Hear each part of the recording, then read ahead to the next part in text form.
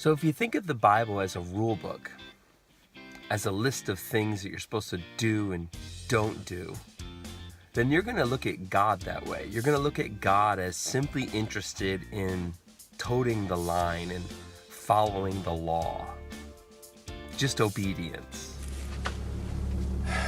Lieutenant Mitchell, Top Gun rules of engagement exist for your safety and for that of your team. They are not flexible, nor am I. Either obey them or you are history. Is that clear? Yes, sir. But see, the problem is with that, the Bible portrays God in a very different way.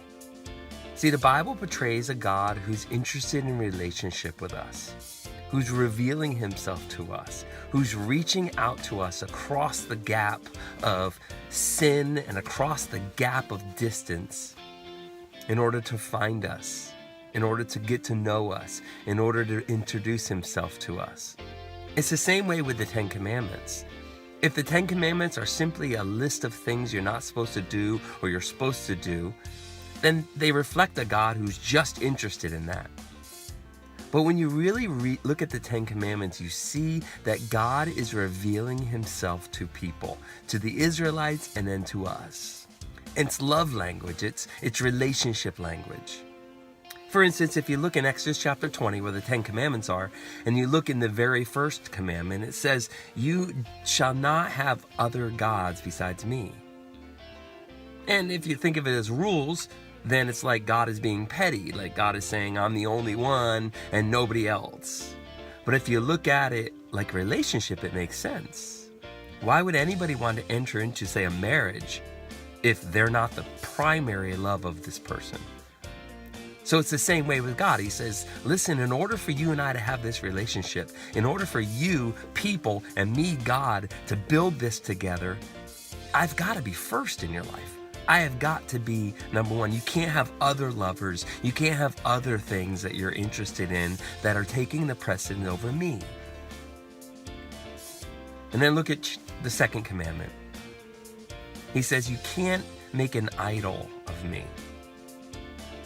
Now, if you think of it once again in rules, it would be that God doesn't want his people to worship idols, and we instantly think of bowing down to the statue. And it doesn't make sense in our modern lives. Maybe it did in ancient days, but it doesn't today. You will bow down before me! But if you look at it in relationship language, you can see that God is saying, I am so big. I am so big that you cannot limit me by your own ideas of who I should be. And when you make an idol of me, you're cramming me into your perspective. And so it's not me anymore, it's your idea of me. It's your invention of me.